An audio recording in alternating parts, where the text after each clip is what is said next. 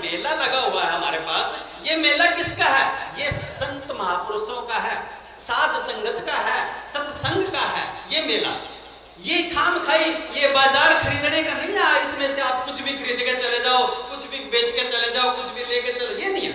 यहाँ सिर्फ हम व्यापारी सत्य नाम के, प्रेम नगर हमारा गांव, कोई ले लो रे ले लो साहब, कि हम व्यापारी सिर्फ सत्य नाम का सौदा करते हैं, बदले में क्या देते हैं? सत्य नाम देते हैं। लेते क्या हैं? तन मन धन तीनों की बाजी ले लेते हैं। सबसे ऊंची सेवा मन की, यदि कोई कर सके, यदि मन की सेवा ना हो तो उससे 10% कम तन की सेवा, यदि वो भी ना हो तो आखिरी जो है थर्ड क्वालिटी की सेवा वो धन की है महापुरुषों के चरणों में। आम धन को सब सर्वोपरि मान लेते हैं, मैंने पैसे दे दिए बस सेवा हो गई। अरे ये कौन सी सेवा है भाई? तो उसको मन दे देना, जो सब तेरे देने की अवस्था है वो दे दे। धन का और तन भी तेरे काम आ जाएगा, लेकिन धन तो भाई पुरुषार्थ में लगेगा, पुरुषार्थ के काम आएगा, परमार्थ तो नहीं हो सकता। 3 शब्द हमारे जुड़े हुए हैं, जिसको हम एक कहते हैं परोपकार, एक कहते हैं पुरुषार्थ और दूसरा होता परमार्थ। तीनों जुड़े हुए शब्द हैं, लेकिन इनको हम समझ ही नहीं पाते। पुरुषार्थ क्या है? पुरुषार्थ का मतलब होता है जो धन हमारे व्यक्तिगत जीवों की, प्राणियों की सेवा में लगे, जैसे कोई कुआं खुदवाना, सराय बनवाना, धर्मशाला बनवाना, या कोई हमारा पुरुषार्थ जो धन में लगेगा वो पुरुषार्थ मानना चाहिए, उसको पुरुषार्थ मानते हैं। परोपकार क्या होता है?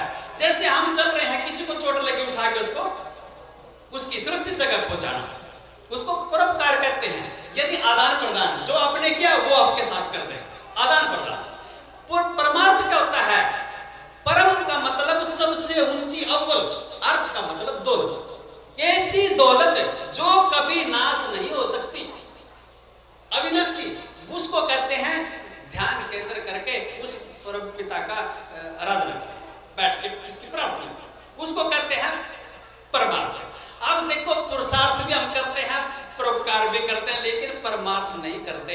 परमार्थ में से कभी कोई भी कुछ नहीं बांट सकता, वो जो करेगा उसी का होगा, दूसरा नहीं बांट सकता। पुरुष परोपकार बट सकता है, पुरुषार्थ बट सकता है, लेकिन परमार्थ कभी नहीं बटेगा। वो जिसने किया उसी के लेखे में रहेगा, उसको कोई बांटने वाला नहीं, वही खाएगा उसको जिसने कमाया है।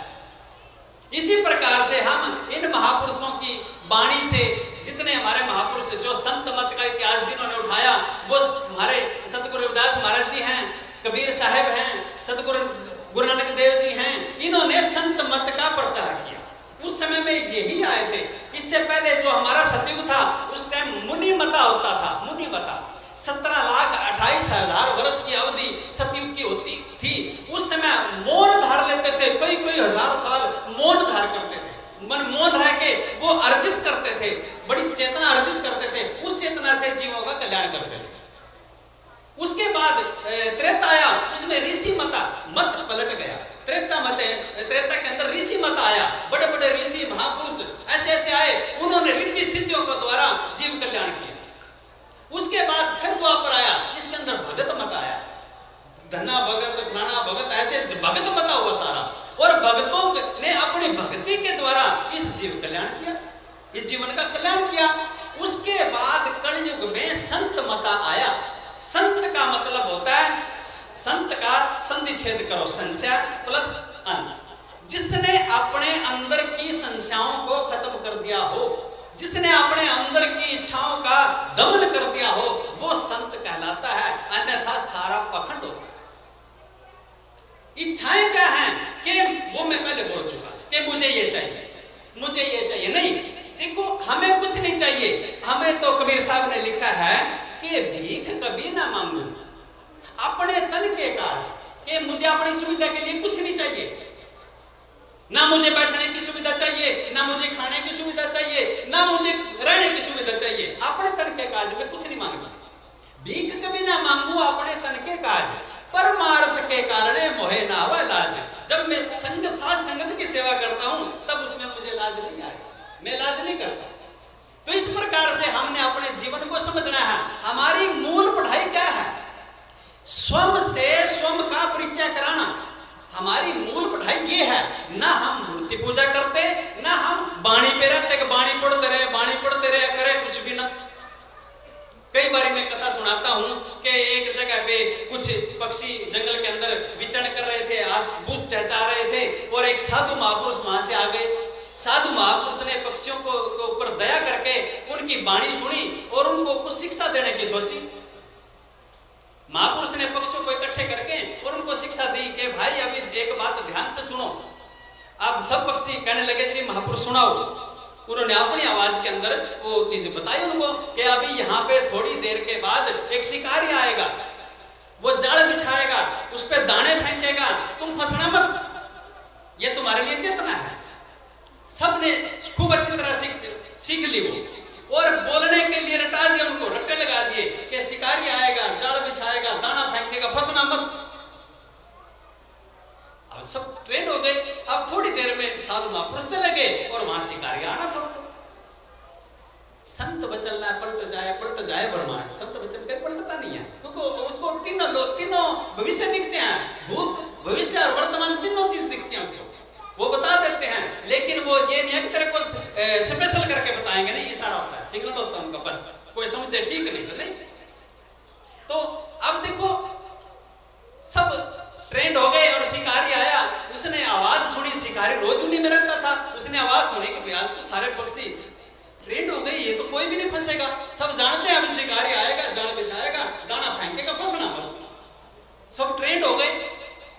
अब थोड़ी देर के बाद उसने सोचा कि चलो अपना काम तो करें, देखिए जो होगा देखी जाएगा, अपना कर्म तो करें। उसने जाल बिछाया और ऊपर दाना फेंक दिया।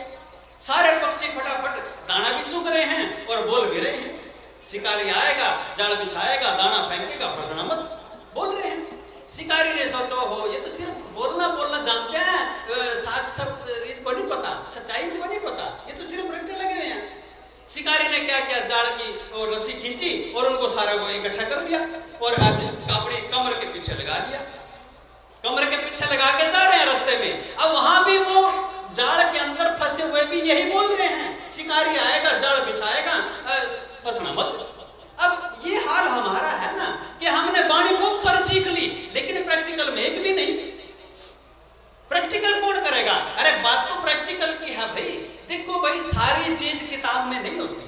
किताब में हम क्या लिखते हैं, एक सब्जी बनाने का फार्मूला लिख देते हैं कि यदि गोभी की सब्जी हमें बनानी है कि इतने किलो गोभी यदि हो, उसमें इतना मिर्च, इतना मसाला, इतना वो सारा लिख सकते हैं हम। क्या लिख देंगे कभी अग्नि कितनी देर जलानी?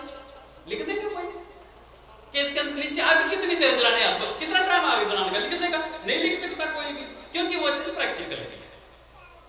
तो सारी चीजें किताबों से नहीं सीखी जाती। उन किताबों को पढ़ के फिर हमें उन महापुरुषों के पास जाना पड़ता है, जो वो जानते हैं, वो चीज प्रैक्टिकल हमें कराते हैं। यदि सारी हम किताब से सीख लें तो बच्चों को स्कूल भेजना छोड़ देंगे, घर पे सारी किताब दे देंगे, आपको पढ़ लेगा, ऐसे कैसे बात बनेगी? तो यही बात है कि जब तक हम गुरु से नहीं जुड़ेंगे तब तक हमारा कल्याण नहीं होगा। बिना गुरु सेवा करते, बिना गुरु करते दान, गुरु बिना सब निष्फल है। पूछो वेद पुराण। कोई भी हम धार्मिक ग्रंथ उठावें, वेद उठावें, पुराण उठावें, गीता उठावें, सबसे पहली लाइन यही मिलेगी कि गुरु ब्रह्मा गुरु विष्णु गुरु देव महेश्वरम, गुरु साक्षात परम ब्रह्म तस्मै श्री गुरुवाय नमः। वही गुरु हमारे पास है।